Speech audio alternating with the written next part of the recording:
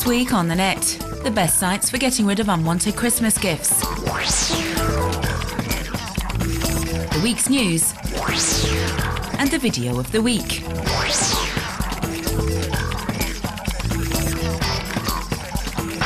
Christmas, good food, family time, the tree, and the presents underneath it, and not necessarily the ones we asked for. Once Christmas is over, 2 in 5 French people say they would like to get rid of their unwanted gifts. Nathalie has been using online trading sites for 6 years and has already sold over 200 objects, many of them gifts. A Christmas present has generally never been used and could end up on eBay. It's in perfect condition and has never been used. The boots as well, they were a Christmas gift. Patent leather boots in cream. Cream-coloured boots are not very easy to wear, even if they are beautiful. So I sold them on the quiet, as if they'd never existed. No one had ever seen them. Sometimes I think I shouldn't do this, but on the other hand, I'm not going to force myself to wear something I don't like. And like 36% of the disappointed people at Christmas, one of the main reasons she's selling her presents on the internet is to buy something she really likes later on. French people spend the festive season with family. Christmas and New Year are pretty important to them, and so they're not rushing to their computers on Boxing Day to sell everything immediately. Only 5% of them do this, no more, and 67% of them wait until January. I think this is also down to the sales. So do web users have no scruples? Not really, because online rental sites between individuals have now been in existence for 3 years, and this new service enjoyed immediate success. As with trading sites, they record a 20 to 30% increase every year in the number of objects posted online during the Christmas period. It's less radical than selling, and renting out your gifts means sparing people's feelings. People are feeling less guilty about selling their products, but they feel even less guilty when renting them out. This is quite simply because you keep the gift, you can use it, and even if it's not necessarily what you wanted for Christmas, you hold on to it, you use it every now and again, and the rest of the time, you earn money from renting it out. Elliot heard about this rental site after Christmas 2008. He added his brand new games console to the site and even ended up making a profit. He now rents 15 objects online, and in addition to this extra income, he likes the site's community aspect. You meet people on the rental sites. Nowadays, everyone's talking about the economic crisis, and it forms a type of community. You meet new people. Not everyone can afford a Wii or a PlayStation 3, and so it's really a win-win situation, because if someone wants to rent a Wii for a weekend or an evening amongst friends, then it only costs them €7 per day, and I end up making a profit on it. The person doesn't need to spend €300 to play on a games console.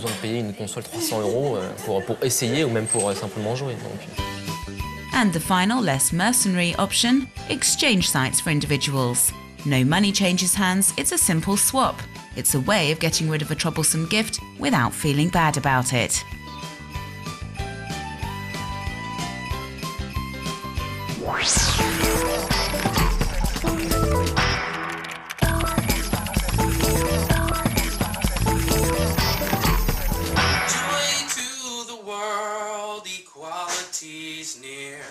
Don't ask, don't tell is dead. This video blogger has changed the words to a Christmas song to celebrate the abolition of the 1993 Don't Ask, Don't Tell policy, which forced US soldiers to hide their sexual orientation. US Congress voted on Saturday to repeal this controversial policy, and many web users are hailing this decision.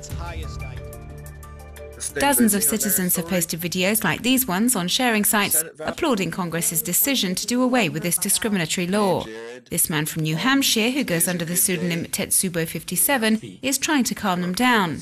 He says that it's likely members of the army who oppose this reform will do everything they can to delay it coming into force, and he believes that a whole year could go by before this new law is actually put into place. In this video, Eric Alva, a retired Marine, looks back at this long road to victory alongside gay rights groups. He hails the crucial role played by Human Rights Campaign in particular. He says this NGO carried out a huge lobbying campaign in Congress and mobilized support from thousands of veterans who oppose the Don't Ask, Don't Tell policy in order to get the legislation lifted. Texan computer programmer Egberto Willies hopes this new legislation will also bring about other developments for the gay community, like the right to get married or adopt children in every state of America.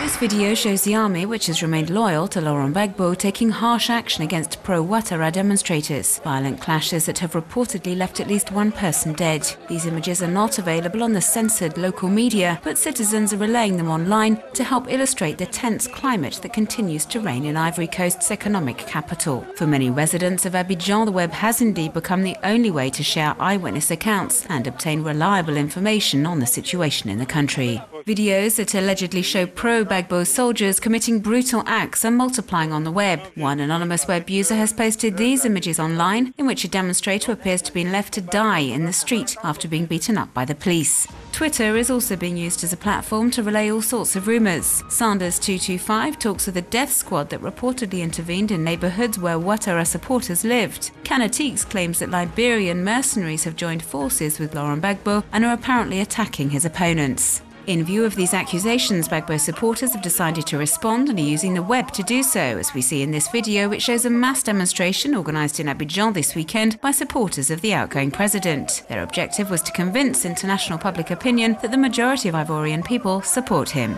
This support is also being expressed abroad. Numerous pro-Gbagbo rallies have been organised in Europe and in London in particular, where demonstrators are calling upon the UN and France to leave Ivory Coast and let Laurent Gbagbo govern in peace. Endless queues, camping out at check-in counters. This is what victims of the chaos caused by the snow have been witnessing in recent days. The situation remains somewhat unpredictable for passengers across the continent.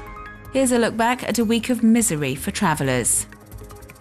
The travel chaos was caused by the blizzards that hit northern Europe, making airport runways unusable, as we see in these amateur images filmed at Heathrow Airport in London. Many of the flights at the continent's busiest airport were either delayed or cancelled, meaning passengers were forced to sleep in the terminal buildings, as illustrated in this video filmed by a Brazilian tourist.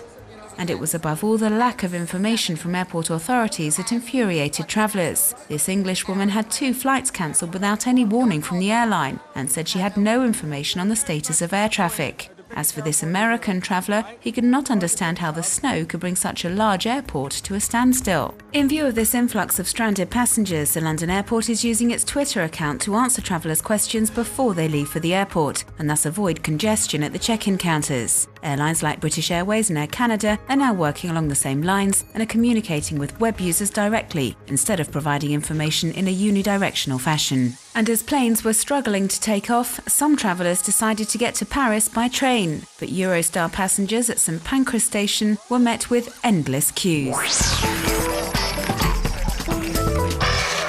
No need to get in a plane to do a parachute jump. These 2 Japanese men have found a cheaper and safer way using Google Earth. They suspended themselves over a blue screen onto which they projected images found on the mapping software, reproducing the view one might have when free-falling.